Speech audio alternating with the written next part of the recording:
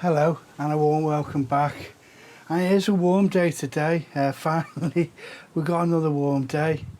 Right, so what am I doing today? I've got a couple of hours now and I've got a couple of hours in the next couple of days. So we're going to be doing peas, potatoes, onions and carrots.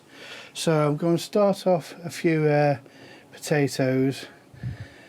I've got to transplant all these onions. I'm going to start off some carrots. I desperately need to sort out these. These are the Mange Tout, the Mange Tout, the giant Mange Tout.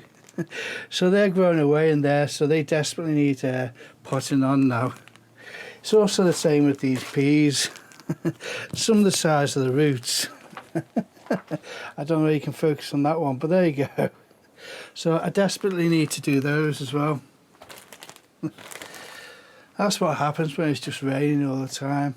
But what I'm going to do is I'm going to leave those for the next couple of days because we've just got a couple of days of frost. So I'll do those in the next couple of days. And it's the same with the onions. So what I'm going to do first is I'm going to start off with the potatoes. So I've got three, what I'm going to do is just three pots of shallots to start off with. I'm going to successfully sow those. So every 3 weeks I'm going to do another 3 pots so that hopefully I can save space and not have a huge harvest but more of a successional harvest. That's my theory. And with the carrots, what we've got Early Nantes and Amsterdam forcing. So again, I'm only going to do one of my modified pots, which I haven't yet made yet, so that'll be filmed as well. And we'll see how we go with those. And again, just one pot around about every 3 weeks I'm going to do now for the carrots, to get about 4 pots. And then hopefully I have a bit more of a rotation then as well. Right, let's start off with these potatoes. Right, so these are the shallots. We'll take this one. So this one's got 1, 2, 3, 4 and possibly another one there, 5 chits. So what I'll work out is I usually do about 2.5 litres per chit for first and second earlies. Right, there we go, the start of the potato growing season. And there we go, all I've done is just wear 1 potato per tub. I work on 2.5 litres per chit. They got 5 chits, so in a 15 litre tub.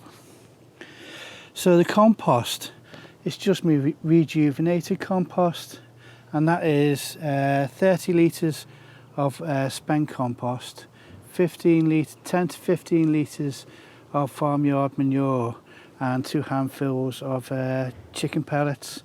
So that's what I'm using, so it doesn't really cost me that much except for the farmyard manure and a handful of chicken pellets to rejuvenate the compost. So I've also put in some general release fertiliser, slow release fertiliser.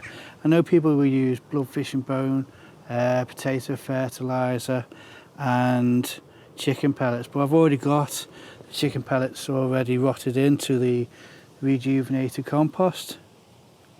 It's so nice to be here on a warm day in spring, starting off the potatoes. The season really is getting going now. Right, and now clouds come over, so that spoiled that moment, hasn't it? Right, what I'll do is I'll top these up with more compost and a little bit more of the general slow release fertiliser, and that'll be it. So be able to making this carrot thing next. Right, they're all topped up, but you see how many worms are actually in here. It was absolutely heaving with worms. So what I'll do is there's another one there. What I'll do is just take those in now before the robin adds them. Right, so What I've done is I've cut the bottom of this 15-litre tub. It's going to sit into around about, I don't know, about that height. So hopefully that'll give me plenty of depth. So what I've got is I filled the bottom of this with some rejuvenated compost. So there's plenty of goodness there. What I want is for the roots to go right the way down, get some goodness, and also for any of the worms as they go floating around here to be spreading out that goodness. But then I have got 4 litres of spent compost that's been sieved, 4 litres of topsoil that's been sieved, and I've got 8 litres of horticultural sand. That's still got a bit of stones in, so we'll see how we go. But what I'm going to do now is just try and mix this all together. Alright, so this is the spent compost. I'm just going to mix that up with some of the sand. Like I say, there's a little bit of stones in there. Not what I was expecting.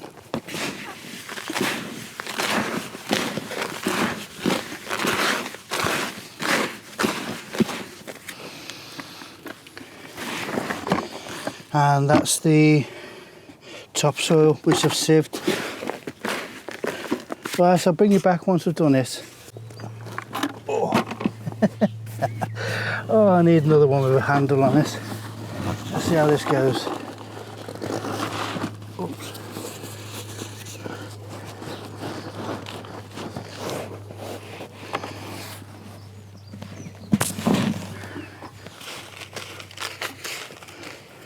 I mean, that's quite a nice mix, I think.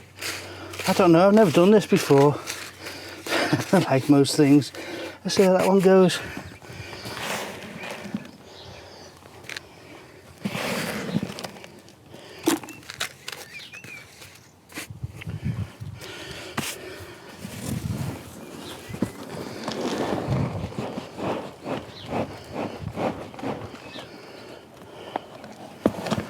Right, what I want to do is have this right up to the top. I don't want any slugs to get down the side.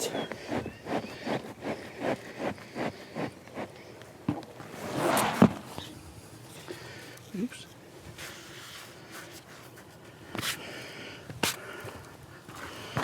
Right, I think that's a nice height, isn't it?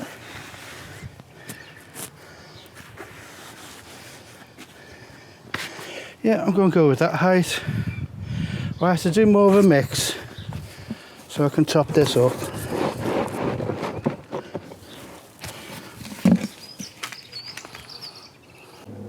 Right, I'm just going to water that all in now. I think I've got a nice height to that.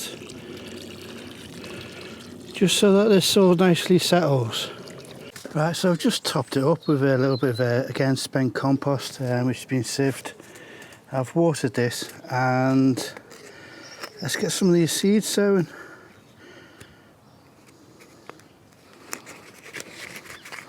So these are Amsterdam forcing. I'm not sure how many I'm going to sow. So the Amsterdam forcing is going to go on this side, and this side is the Early Nantes.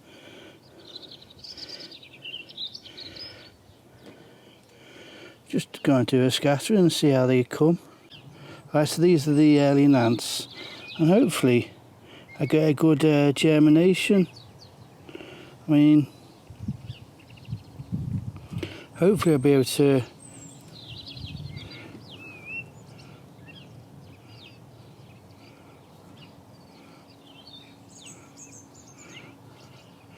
right, well that's quite a heavy sowing, but we'll see how they come up.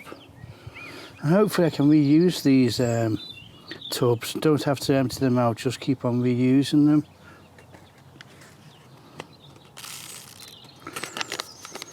Right, let's see how these go.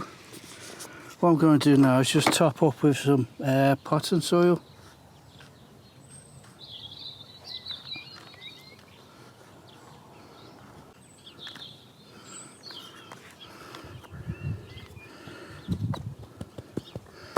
Right, onto the onions next.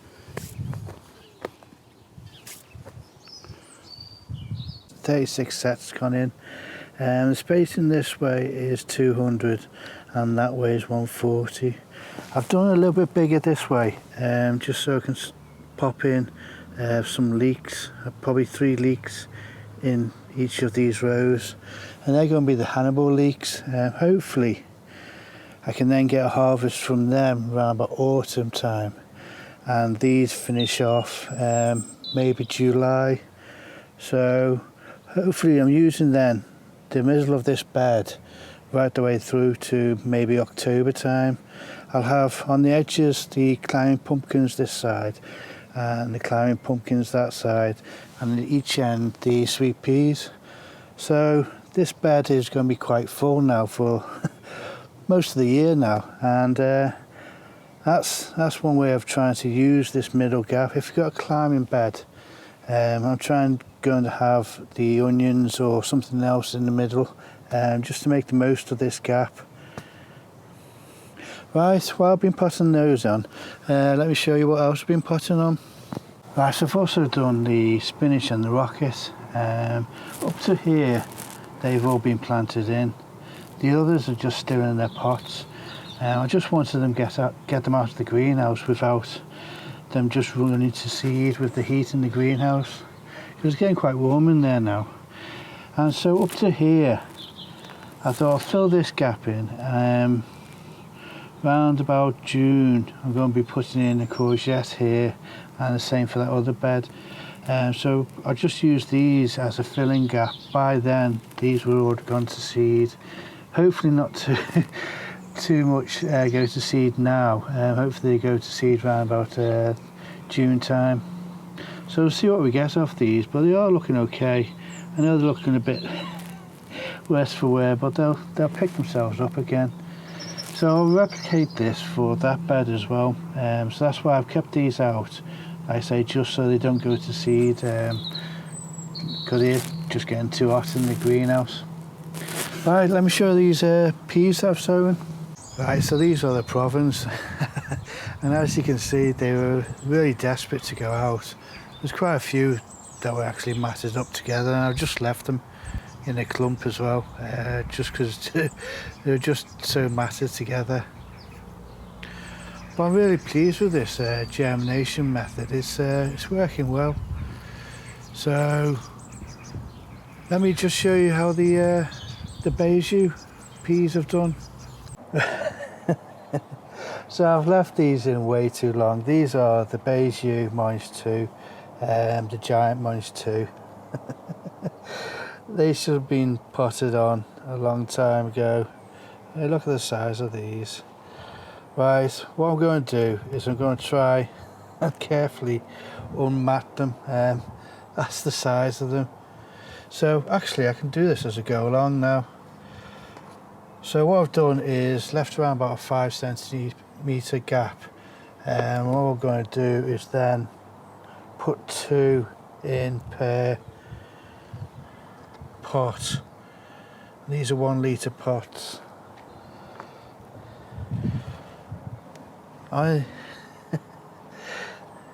So I'm going to be keeping these in the greenhouse for the next couple of weeks, just while I've still got to prepare the tub. Really looking forward to these.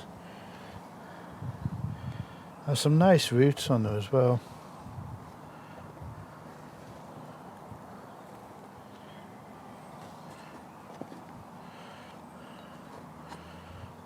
I know it's not been ideal because I've left them in so long, but I'm happy with all of them germinating. See if I can untangle this one. I may have to go like that.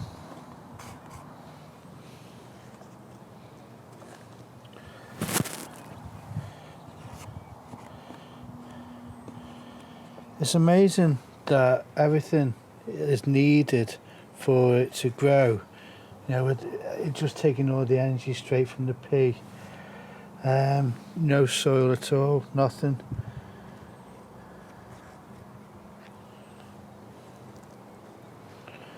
Right, I'll carry on and bring you back. Right, there you go. They all they all germinated again. Like I say, I'm really pleased with that method because near enough getting 100% germination. So that's really great. It's great to have something like that.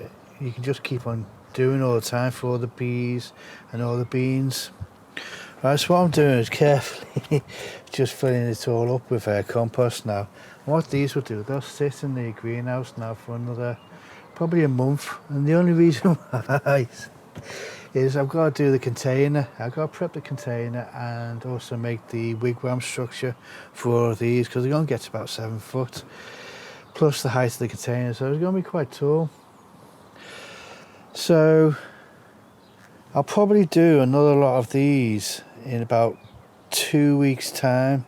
So by the time they're potted on, there's going to be a month difference between these and the next set, and that way hopefully I'll get more successional harvest from them. But I'm really looking forward to them.